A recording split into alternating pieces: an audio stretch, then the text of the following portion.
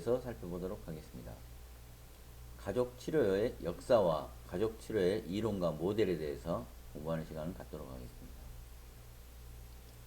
가족치료는 1950년대 미국에서 정신분석적 접근과 사회학, 인류학, 또 사이버네틱스 등의 다양한 학문적 영향을 받아서 태동하고 발전한 비교적 새로운 치료 분야입니다. 그러니까 정신분석의 한계에서부터 시작했다고 보여주죠. 원래는 1930년대에서 1950년대 이전에 사회복지운동 및 초기 상담에서 자선단체 이런 데서 가족과 함께 일한다는 개념으로 등장했습니다. 그 다음에 이제 20세기 초가 돼가지고 아동 지도운동 및 결혼상담 등이 생겨나면서부터 개인이 아닌 가족관계에 관심을 두기 시작했습니다. 이처럼 가족치료는 초기에는 정신분석적 배경을 가진 학자들이 프로이드 같이 정신분열증 환자와 그 가족 간의 관계를 주목하면서부터 시작되었습니다. 가족치료의 역사에 대해서 자세히 살펴보겠습니다. 가족치료는 정신분석의 한계에서부터 시작됐습니다. 가족치료 운동이 시작되었는데 가족치료가 1950년대에 새로운 접근 방식으로 본격적으로 도입되는 시기가 1950년대입니다. 주요 연구 그룹이라고 한다 그러면 팔로알토 그룹, 그 다음에 머레이 보엔 그룹이 있고, 워싱턴 DC에서 정신분열증 환자 입원시켜서 연구하는 가족 체계이론을 만든 머레이 보엔, 그 다음에 버지니아 사티어, 인간의 성장 잠재력과 경험을 강조하는 경험적 가족치료 선구자인 버지니아 사티어, 그 다음에 이반 보졸로메니, 다세대 가족치료 기반을 마련한 사람이죠. 그 다음 60년대 들어가고는 이제 가족치료가 확장되었는데 전문적인 정신장애 치료로 성장하게 되었습니다. 이때 이제 여러가지 가족치료 모델이 발표되었는데 구조적 가족치료의 선구자인 살바도르 미누친 이 사람이 두각을 나타낸 시기입니다. 60년대. 그 다음 70년대 들어서는 이제 정착기가 되고 혁신기가 됐는데 이때는 체계론적 관점이 확립되었습니다. 70년대 들어서야. 그러니까 가족 개인의 문제가 아닌 가족 전체의 문제다 이렇게 보는 관점이 가족 치료에 적용되어서 혁신적인 변화를 가져왔습니다. 주요 모델은 구조적 가족 치료, 전략적 가족 치료, 밀란 시스템 모델, 장기적인 개입과 순환적 질문 기법 이런 것이 사용되었습니다. 1980년대 이후에는 성장과 전문학이라고 볼 수 있는데 이때는 다양한 접근법이 발달되었습니다.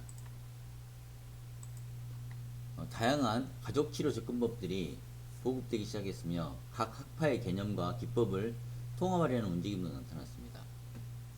이제 1990년대부터 포스트 모더니즘, 탈근대주의의 영향을 받아서 사회 구성주의적 관점이 대두되기 시작했습니다. 이제 해결 중심 단기 가족 치료, 문제의 원인보다는 해결책과 강점에 초점을 맞추는 그런 해결 중심 단기 가족 치료가 성행하게 되었고, 또 이야기 치료라는 게 나타났습니다. 그러니까 내담자의 삶에 대한 지배적인 문제 이야기를 해체하고 대안적인 이야기를 구성하는 데 중점을 두는 이런 이야기 치료가 또 도입되게 되었습니다. 이처럼 새로운 관점이 도입되는 것은 다문화적 관점, 여자의 권리, 여권주의적 관점, 이런 다양한 사회적 관점이 가족치료에 통합되었습니다. 다양한 이렇게 가족치료 이론이 있는데요. 이제 우리나라의 가족치료 발달을 한번 살펴본다고 한다면 우리나라는 1970년대 가족치료 이론이 처음 소개되었습니다. 1970년대 가족치료 이론이 우리나라는 들어왔습니다. 좀 늦게 들어왔죠. 80년대에 이론이 보급되고 임상적으로 사용되기 시작하다가 88년도에 한국가족치료학회가 창립되었습니다. 그래가지고 그때부터 이제 전문화되기 시작해서 90년대 이후에 대학이나 대학원에 관련 학과 및 과목이 개설되고 또 민간 차원의 전문 기관들도 생겨나기 시작하면서 가족치료가 활발하게 현재까지 보급되고 확대되고 있습니다. 가족치료의 이론과 모델들을 살펴보겠습니다. 가족치료의 이론, 대화적 가족치료, 이야기치료라고 해야 되나요? 전략적 가족치료, 구조적 가족치료, 뭐 대상관계 이론, 경험적 가족 치료, 보혜인의 가족 치료, 해결 중심 가족 치료 대표적인 이론들입니다. 대화적 가족 치료는 조현병 가족 연구에서 시작된 대화적 가족 치료라고 볼 수 있는데 이중 구속 이론에 기반을 두고 있습니다. 그러니까 대화가 어떻게 인간을 조현병으로 몰고 가는지 밝혀주는 이런 치료법이라고 보면 되겠습니다. 대화 이론은 폴 와츠라위크에서 시작돼서 이론이 되었는데 이런 것들은 5가지 공리로 구분됩니다. 인간의 모든 행동은 대화로 시작된다. 대화에는 정보와 정보를 전달하는 방식이 있다. 대화에는 구두점이 있다. 대화에는 디지털과 아날로그 방식이 있다. 뭐 대칭성의 원리를 갖고 있다. 이런 건데 요즘 들어서는 이제 이야기 치료가 많이 대두되고 있다고 말씀드렸죠. 이야기 치료는 대표적인 인물이 마이클 화이트, 데이비드 앱스턴 이런 분들인데 이런 이야기 치료의 핵심 관점은 사람들이 자기의 삶을 이야기, 즉 서술을 통해서 구성하면서 문제가 개인의 삶을 지배하는 이 문제 이야기, 프로블럼 시츄레이트 스토리라고 하는데 이런 것을 해체하고 자신의 능력과 가치를 드러내는 대안적 이야기를 재구성하도록 돕습니다. 다시 한번 말씀드리자면 문제가 되는 문제 이야기를 해체해버리고 새로운 대안적 이야기로 재구성하도록 돕는 것을 이야기 치료 이렇게 말하는데 이런 이야기 치료 요즘 한참 많이 성행하고 있는 게 사실입니다. 가족 치료에서 이런 것은 주요 개념을 보자면 이야기 치료는 문제를 외연화시킵니다. 그러니까 문제가 그 사람의 개인 특성이 아닌 외부적인 실체로 분리합니다. 즉 뭐 게으른 사람이 있으면 게으름이 아닌 게으름 씨가 당신을 괴롭히고 있다 이렇게 이야기를 합니다. 그러니까 내가 게으르다 이렇게 하는 게 아니고 게으름 씨가 당신을 괴롭히고 있다 이렇게 평가하는 거죠. 외연화시킵니다. 문제를 밖으로 독립적인 실체로 분리시킵니다. 이게 이야기 치료의 특징입니다. 또 독특한 결과입니다. 이게 특징인데 지배적인 문제 이야기에 상반되는 내담자가 성공적으로 대처하거나 문제가 없었던 순간들을 찾아냅니다. 그러니까 어머니하고 관계가 안 좋았어요. 그러면 좋았을 때를 그 시기를 찾아내서 이야기에 포함시킵니다. 그러니까 안 좋은 사람하고는 성공적으로 대처한 경험, 그 다음에 문제가 없었던 순간들을 찾아냅니다. 이것이 독특한 결과라고 평가하는데 이런 것이 이야기 치료의 대표적인 특징이라고 할 수 있겠습니다. 이 대화적 가족 치료를 계속 설명해 보자면 이 대화적 가족 치료는 사실 요즘 현재는 잘 사용되지 않는 기법이라고 볼 수 있습니다. 근데 이야기 치료라고 보여진다고 말씀드렸죠. 그러니까 마이클 화이트와 데이비드 앱스턴이 문제 이야기를 대안적 이야기로 재구성하는 것 이런 것이 이야기 치료 이렇게 말하는데 이제 대화적 가족 치료는 약간 예전 나왔던 그런 메타 기법 이런 걸로 하는 그런 방식인 것 같습니다.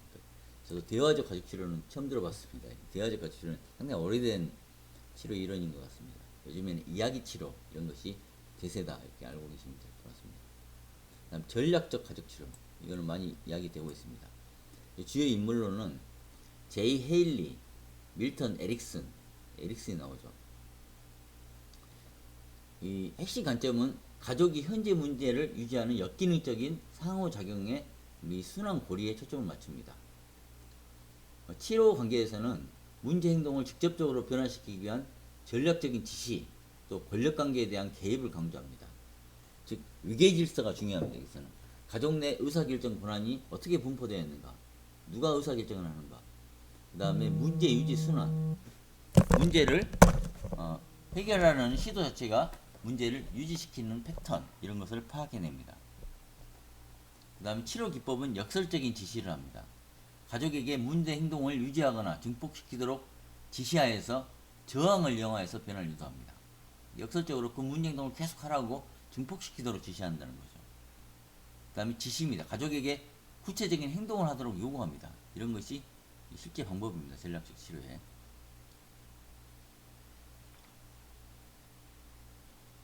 전략적 가족 치료의 이론은 역기능의 원인을 자존감, 위계질서, 항상성, 그 다음에 가족의 비밀게임 이렇게 보고 전략적으로 접근해서 문제를 해결하려고 합니다. 두 번째, 전략적 가족 치료입니다. 이 헤일리는 가족 내 권력과 위계에 초점을 맞춘다고 그랬죠.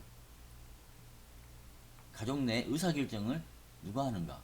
권한과 권력이 어떻게 분포되어 있는가? 그 다음에 문제 유지순환이라고 그랬죠. 문제를 해결하는 시도 자체가 문제를 해결하려는 시도 자체가 문제를 유지시키는 패턴이죠. 이런 것을 본다는 이야기입니다. 이런 패턴을 본다는 거죠. 문제를 유발하는 가족 내 피드백 권리를 통한 가족 규칙을 수정함으로써 목적을 달성할 수 있다고 주장하는 것입니다. 패턴을 끊는다는 이야기입니다. 마찬가지로 전략적 가족 치료는 밀려나판에서는 또 이렇게 본다는 거죠. 가족 게임이 있다. 가족 내 규칙이 있다. 비밀 규칙. 우리 가족은 꼭 해야 된다. 뭐 이런 비밀적인 합의가 있다는 걸 찾아낸다는 거죠. 이런 것이 전략적 가족 치료 이렇게 말합니다. 내용들은 뭐 살펴보시면 될 것 같습니다. 이런 것들은 전문적인 치료 과정에서 나온 내용들이라 좀 내용이 너무 심화되어 있어서 우리 대학 과정에서는 이런 것이 있다 이 정도만 알면 될 것 같습니다. 다음은 구조적 가족 치료입니다. 구조적 가족 치료는 주요 인물이 여기 미누친이라는 사람입니다. 살바도르 미누친. 이 사람이 구조적 가족 치료, 가족 문제를 가족 구조의 기능 부전으로 봅니다. 그러니까 가족 구성원 간의 상호작용 방식과 이 규칙의 이상으로 보는 것이죠. 치료 목표가 가족 구조를 재조정하여서 문제를 유발하는 상호작용 패턴을 변화시키는 것. 이것이 그러니까 가족들 간의 패턴이 있다는 거죠. 일정한 패턴. 이 패턴을 개입한다는 거죠. 이 구조 패턴을 본다는 거죠. 하위 체계. 우리 체계적 그 상담에서 나왔던 그 체계 이론입니다. 하위 체계. 그러니까 부부 관계, 부부 체계, 그다음 부모 자녀 체계, 그러니까 자녀들 간의 체계, 이런 거 질서가 무너지고 있는가? 뭐 자녀가 부부싸움하는데 개입하고 자녀가 부모 역할, 아버지 역할을 지금 하고 있고 뭐 이런 걸 본다는 이야기입니다. 체계가 무너졌는 걸 본다는 거죠.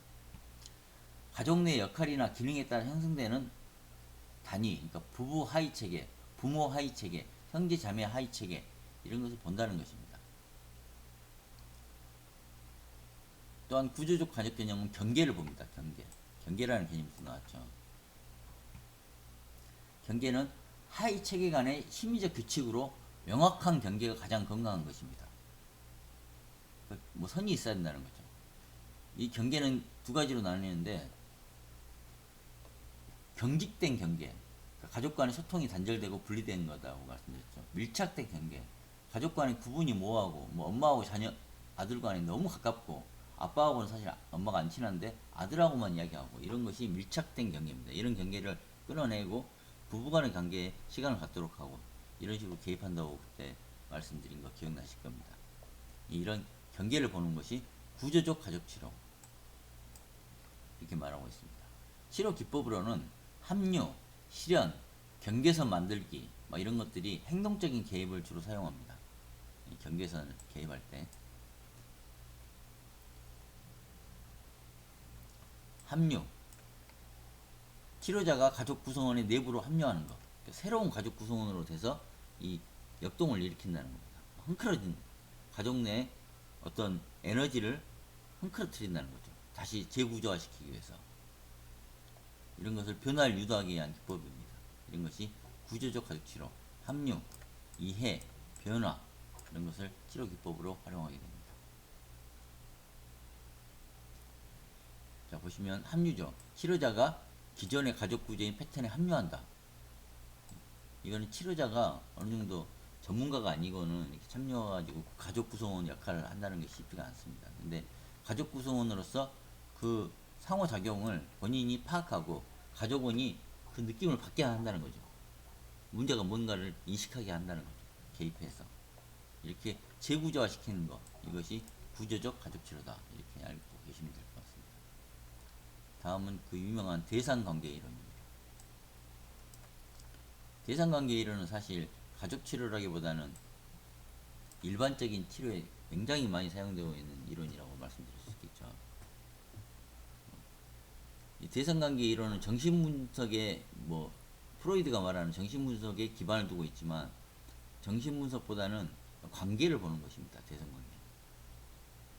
사람들과의 관계, 초기 아동기에 형성된 대상관계의 공포가 트라우마로 관련됐다. 이런 것을 관계이론, 대상관계. 내면화된, 그러니까 이건 관계, 대상관계에서는 성장 과정에서 부모와의 관계가 어땠냐가 따라서 이 사회에서 나타난다는 이런 문제를 가진다는, 이렇게 본다는 관점입니다. 자, 대상관계에서는 유아는 자신의 내적 세계의 대상관계를 형성하는 데 보다 적극적이다. 모든 관계는 어머니의 젖가슴과의 관계에서 형성된 기본적인 대상관계 토대에서 형성되는 것이다. 그러니까 젖먹이 때 어떻게 했냐에 따라서 얘가 사회생활도 어떻게 나타난다. 이런 것이 프로이드의 관점인데, 이런 관점을 토대로 정신분석적 가족치료를 하는 것이 대상관계 이론입니다. 동일시, 투사적 동일시, 투사 이런 거죠. 내가 잘못했는데 남 탓 돌리는 거, 이런 것이 투사라고 하는데, 이런 게 나타났을 때 이런 걸 본다는 거죠. 가족 내에 누가 투사를 하는지, 자기가 잘못한 것을 남한테 돌린다든가 이런 걸 본다는 겁니다. 대상관계 이론은 개인의, 프로이드는 모든 걸 성적으로 봤습니다. 개인의 역동적 결여를 성적인 것으로 봤습니다. 애착이 성의 결여가 아닌 대상관계의 사랑의 결여와 애착으로 봤습니다. 그러니까 멜라니 클레이는, 프로이드는 다 성으로 봤는데, 멜라니 클레이는 이 성이 부족해서 그런 것이 아닌 대상관계와의 애착이 부족해서 일어나는 것으로, 특히나 어머니와의 그 젖먹이 때, 유아기 때 그 애착은 영향을 끼친다고 본다고 했죠. 그래서 그 젖먹이 때 막 3살 정도 돼갖고 젖을 먹일 때, 그때 제대로 젖을 먹이지 못하고 케어를 못하면 나이가 많아가지고 노인이 되면 말이 많아집니다. 수다가 막 끊이지 않고 이야기하신 분들은 대상관계 이론이나 정신분석적으로 봤을 때는 이 3살 때 엄마가 젖먹이 때 케어를 잘 못하셨구나, 그렇게 본다는 거죠. 그게 나타나서 성인 때 계속 말을 끊이지 않고 이 입으로써 뭔가를 한다는 거죠. 그러니까 말을 끊지 않고 하신 분들은 정신분석적 이론에서는 그 어머니가 젖먹이 시기 때, 그때 구강기죠. 구강기 때 케어를 잘 못한 경험이 있을 가능성이 있다, 이렇게 본다는 거죠. 정신분석적 가족치료의 대상관계 이론 치료 기법입니다. 정서적 연결, 버텨주기, 명료화와 해석, 직면, 이런 방법들을 사용한다는 것입니다. 다음은 경험적 가족치료입니다. 가족치료에서 대상관계 이론은 사실 개인치료에 많이 사용되지, 가족치료에는 그렇게 많이 사용되는 건 저는 못 봤습니다. 경험적 가족치료는 상당히 유명한 방법입니다. 버지니아 사티어라는 아주 유명한 분이죠. 이 사티어라는 분이, 그 다음에 칼 휘테커, 심리학을 공부하거나 하면 많이 들어볼 수 있는 이름입니다. 사티어, 휘테커, 이런 분들이죠. 핵심 관점은 이런 겁니다. 경험적 가족치료는 가족원 개개인의 성장과 정서적 경험을 강조합니다. 이 치료는 가족원들이 자신의 감정을 자유롭게 표현하고 잠재력을 실현하면서 진실하고 일치된 의사소통을 하도록 돕는 것에 초점을 맞춥니다. 주요 개념은 이 사티어 모델이라고 하는데, 자존감을 중요해 봅니다. 자존감. 변화의 핵심 요소로 개인의 자존감, 즉 개인의 가치감을 높이는 것을 매우 중요하게 생각합니다. 그 다음에 일치된 의사소통. 개인이 자신의 생각, 감정, 행동을 일치시켜서 솔직하고 진실하게 소통하는 거죠. 참만남 집단상담이라고 해보신 분 계신가 모르겠습니다. 자기가 앞에 앉는 사람이 꼴보기 싫으면 꼴보기 싫다, 말로 꺼냅니다. 바로 개인의 생각을 그냥 솔직하게 표현하는 거죠. 참만남이라고 하는데, 일치되게 의사소통합니다. 본인이 앞에 사람이 꼴보기 싫으면 꼴보기 싫다고 이야기를 합니다. 그냥 상대방이 기분 나쁘더라도. 이런 걸 통해서 그 사람의 개인의 감정, 개인의 생각, 행동을 솔직하고 진솔하게 소통하는 것이 일치된 의사소통, 이렇게 말합니다. 역기능적 대처 유형.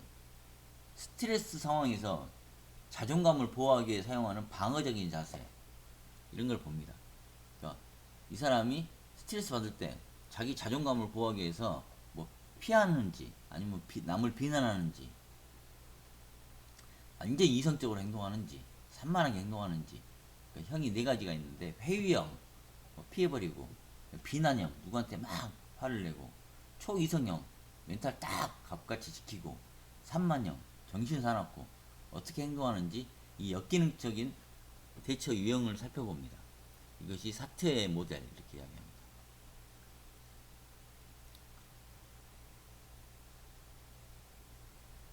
경험적 가족 치료에서는 역할극도 사용을 하는데, 역할극은 그 감정을 직접 노출시켜서 과거의 문제를 현재 상황에서 다시 회상하고 그때 당시에 느꼈던 감정을 표출하게 해서 정서적 경험을 확대시키고 가족들이 이해할 수 있도록 돕습니다. 그 문제에 대해서.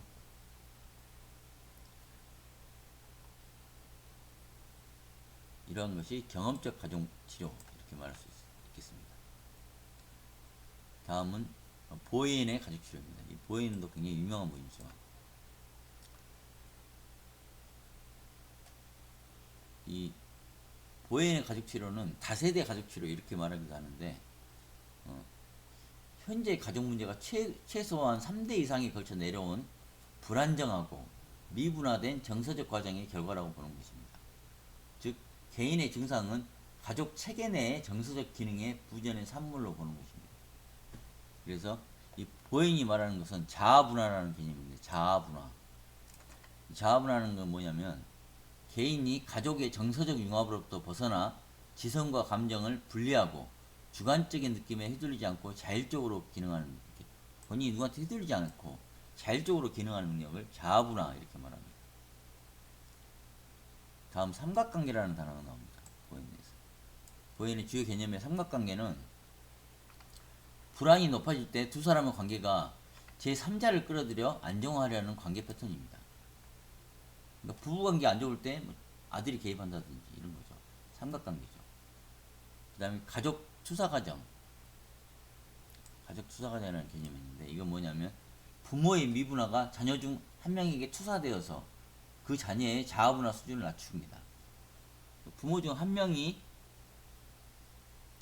부모의 미분화, 부모가 이제 분화가 잘 안 되면 자녀 중 한 명에게 그게 그대로 투사되어서 그 자녀의 자아분화 수준을 낮춥니다. 누구한테 자녀 탓을 한다는 거죠. 그럼 그 자녀가 자존감이 낮아진다는 이야기입니다. 자아분화 수준을 낮춘다는 거죠. 다세대 전수 과정. 보혜인의 기법을 다세대 기법이라고 표현한다고 말씀드렸죠. 다세대 전수 과정은 무슨 말이냐면, 가족 내 정서적 과정과 미분화 수준이 세대를 걸쳐서 반복적으로 전달된다는 겁니다. 그 할아버지 때 그랬으면 또 자녀 때 또 그런다는 거죠. 이런 것이 반복적으로 전달된다. 이것을 다세대 전수 과정. 이게 아주 중요한 핵심 개념입니다. 삼각관계, 가족투사, 다세대 전수 과정, 그 다음에 자기분화, 자존감, 그 다음에 문제가 생겼을 때 누가 다른 가족 중에 다른 사람이 개입하고, 두 부부관계에 뭐 문제가 있으면 다른 사람한테 탓을 하고 그 자녀가 자존감이 낮아지고, 그 다음에 부모 때 그랬으면 자식 때는 안 그래야 되는데 그 자녀도 똑같이 행동하고, 이게 전수된다는 거죠. 물려받는다는 얘기예요. 핵심 이론이 자아분화 이런 거라고 말씀드렸죠. 삼각관계, 그 다음에 가족투사, 그 다음에 다세대 전수, 이런 것이 주요 개념입니다. 보혜인의 가족치료. 큰 가족치료의 개념만 아시면 되겠습니다. 머레이 보혜인이 말하는 3세대 이상 걸쳐서 불안하고 불안정하고 미분화된 정서적 과정의 결과라고 봅니다. 그러니까 아버지 때 있었던 거는 그 할아버지 때도 문제가 있었을 가능성이 있다는 이야기죠. 이게 그 개인의 증상이 가족 체계 내에서 정서적인 산물, 그 세대에 걸쳐서 내려왔다는 가능성이 있다는 거죠. 이렇게 보는 것이 보혜인의 가족치료에서 다세대 이론의 핵심이라고 말할 수 있는 되겠습니다. 그래서 가계들을 보게 되죠. 3세대 이상 봐야 되니까. 삼각관계로부터 분화, 그 다음에 가정으로 돌아가기, 코칭, 관계실험, 자기 입장, 이런 식으로 접근한다는 것입니다. 다음은 해결 중심 가족 치료에 대해서 살펴보겠습니다. 해결 중심 단기 가족 치료 이렇게도 말하는데, 단기로 이렇게 해결하는 게 요즘에 상담에서 상당히 핵심적으로 되고 있습니다. 빠른 시일 내에 오랫동안 상담하지 않고 단기적으로 뭔가 효과를 보려는 테라피 이렇게 말하죠. 해결 중심 단기 가족 치료 이렇게도 표현하는데, 주요 인물은 스티브 드 쉐이저, 이슈긴버그 뭐 이런 분입니다. 문제의 원인을 찾는 대신에 해결책과 가족에게 원하는 미래의 모습 그리고 과거에 성공했던 경험을 찾아내고 강화하는 데 집중합니다. 그러니까 사이가 나빴다 그러면 옛날에 좋았을 때 경험을 찾아내고 그것을 강화합니다. 막 원인만 찾으려고 하는 것이 아니고 그 원인이 있는데 그 앞으로 어떻게 할 것인가 해결책에만 관심을 둡니다. 그러니까 문제의 배경이나 심층적인 원인 탐색 안 합니다. 이거는 해결 중심에서는 탈이론적, 탈경험적이라고 말하는데 해결 중심에서는 옛날에 문제가 왜 생겼는가 이것보다는 앞으로 어떻게 할 것인가 그 원인이 무엇이냐 배경이 무엇이냐 이걸 원인 탐색할 필요는 없다고 보는 거죠.